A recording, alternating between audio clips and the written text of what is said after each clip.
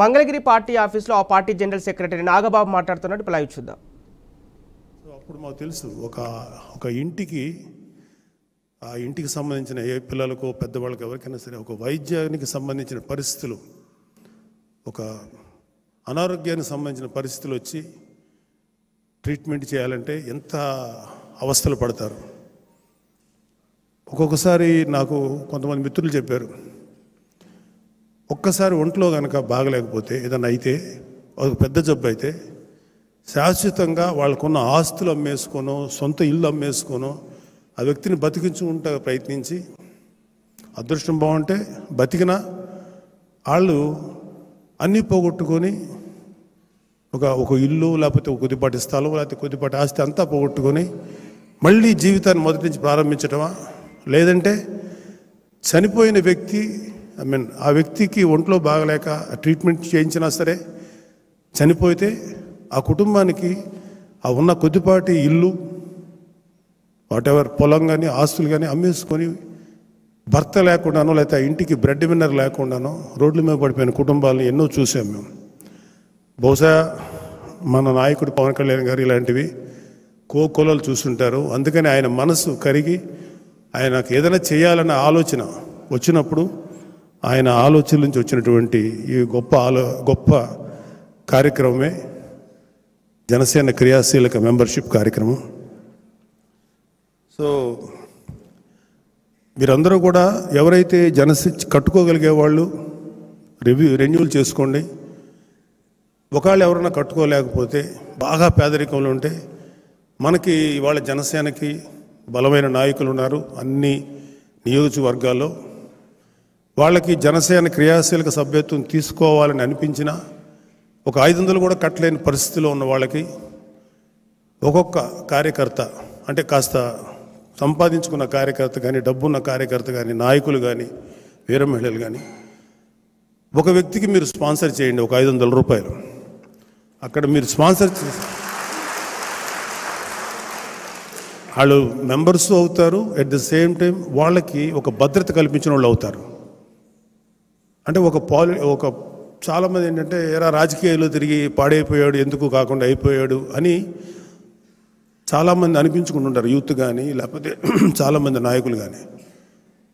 కానీ ఇవాళ జనసేనలో చేరితే జనసేనలో క్రియాశీలక సభ్యత్వం తీసుకుంటే ముందు మా కుటుంబ సభ్యులకు ఒక భద్రత ఉంటుంది, మాకు జీవితానికి ఒక భరోసా ఉంటుందని నమ్మకం కలగజేసింది. కాబట్టి మీరందరూ కూడా మీకు చేతనంత వరకు మీరు సపోర్ట్ చేయండి.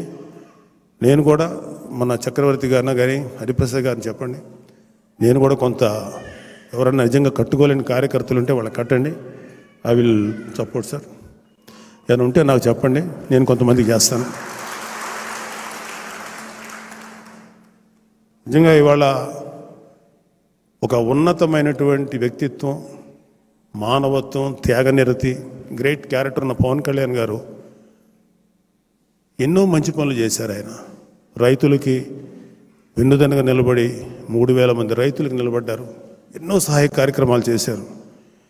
ఎవరిదాకా ఎందుకు 2010లో నేను ఒక నిర్మాతగా దారుణంగా నష్టపోయి కోట్ల రూపాయలు అప్పుంటే ఆ రోజు నాకు నిలబడిన వ్యక్తి మా తమ్ముడు పవన్ కళ్యాణ్ గారు. అలాగే మా అన్నయ్య చిరంజీవి గారు, ఇద్దరు నాకు ఒక మూల స్తంభాలాగా నిలబడ్డారు. సో వాళ్ళు ఇచ్చినటువంటి లైఫ్ నాకు ఇది. సో ఈ జీవితాన్ని వాళ్ళ యొక్క ఆశయం కోసం, వాళ్ళ కోరిక కోసం నాకు చేతనైనంత వరకు వాళ్ళకి సేవ చేస్తాను. నాకంటూ రాజకీయాల్లో ఎటువంటి ఆశలు లేవు, ఎటువంటి పదవికాంక్ష లేదు. ఈ పార్టీకి అంటే నేను ఒకటి నేర్చుకున్నాను లైఫ్లో, అయితే నువ్వు చాలా గొప్పవాడి అవడానికి ట్రై చేయండి ఎవరైనా సరే, తప్పులేదు, అది చాలా గ్రేట్. కానీ నాకు అంత కెపాసిటీ లేదు, నేను గొప్పవాడిని అవడానికి చేసే అంత దమ్ము నాకు లేదు. కానీ నువ్వు గొప్పవాడి కాకపోయినా ఒక గొప్పవాడికి అండగా నిలబడు, సపోర్ట్గా నిలబడు. నేను అది చేయగలిగాను. సో పవన్ కళ్యాణ్ గారి ఆశయం కోసం, ఆయన ఆశయాలు నిలబెట్టడం కోసం నాకు చేతనంతవరకు చేస్తాను. నాకు వయసు సహకరించినంత వరకు చేస్తూనే ఉంటాను. కానీ నిజంగా ఇవాళ మన అదృష్టం కూటమి ప్రభుత్వం రావటం, అలాగే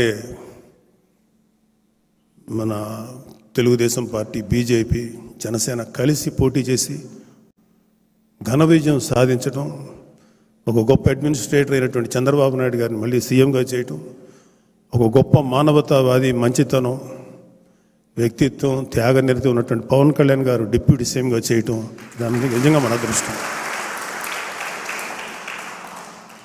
సో వచ్చి నెల, అంటే ఇది out of the context, sorry to say this, వచ్చి 30-40 డేస్ అవుతుంది ప్రభుత్వం ఏర్పడి. అర్జెంటుగా ఏమీ చెప్పినా ఇలాంటి పనికిమాలినటువంటి కామెంట్లు చేసే వైసీపీ వాళ్ళని చూస్తే నాకు చాలా చిరాగ్గా ఉంటుంది. మనం 6 నెలలు టైం ఇచ్చాం వైసీపీ ప్రభుత్వం వచ్చినప్పుడు. వాళ్ళు కనీసం 1 మంత్ కూడా టైం ఇవ్వకుండా కాట్ల కుక్కల్లాగా మీద పడుతున్నారు కూటమి ప్రభుత్వం మీద.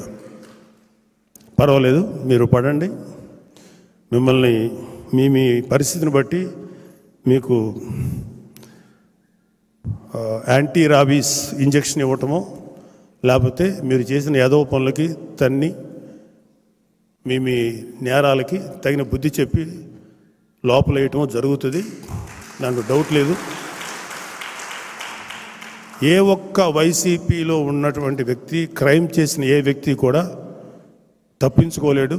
రాబోయే 5 ఏళ్లలో మీరు చేసుకున్న కర్మకి మీరు అనుభవించాల్సిందే శిక్ష. ఎవరి మీద వ్యక్తిగతంగా మేము ఎటువంటి నేరారోపణలు చేయం, మేము ఏ వ్యక్తిని టార్గెట్ చేయం. కానీ మీరు చేసిన ప్రతి పనికి మీరు సమాధానం చెప్పుకోవాల్సినటువంటి రోజు నాకు తెలిసి 1 or 2 yearsలో వస్తుంది. అదే దట్ డిపెండ్స్ అపాన్ వాళ్ళ గ్రావిటీ, వాళ్ళు చేసిన నేరాలు ఎట్లా ఉంటాయి వాటిని బట్టి. అంటే నేను ఎందుకు చెప్తానంటే, ప్రజలకి ఎటువంటి ఉపయోగపడకపోగా వాళ్ళ జోబులో నుంచి ఈ వైసీపీ నేతలు కానీ, జగన్మోహన్ రెడ్డి లాంటి వాళ్ళు కానీ, వాళ్ళ జోబులో నుంచి 10 రూపాయలు ఇవ్వటం నేను ఇంతవరకు ఎక్కడా చూడలే. పైగా ప్రజల కోసం నిలబడి గత 15 ఏళ్ళ నుంచి, 10 ఏళ్ళ నుంచి పార్టీ పెట్టి, 15 ఏళ్ళ నుంచి రాజకీయ అనుభవం ఉన్న పవన్ కళ్యాణ్ గారు ఎన్నో మాటలు పడ్డారు, ఎన్నో తిట్లు తిన్నారు.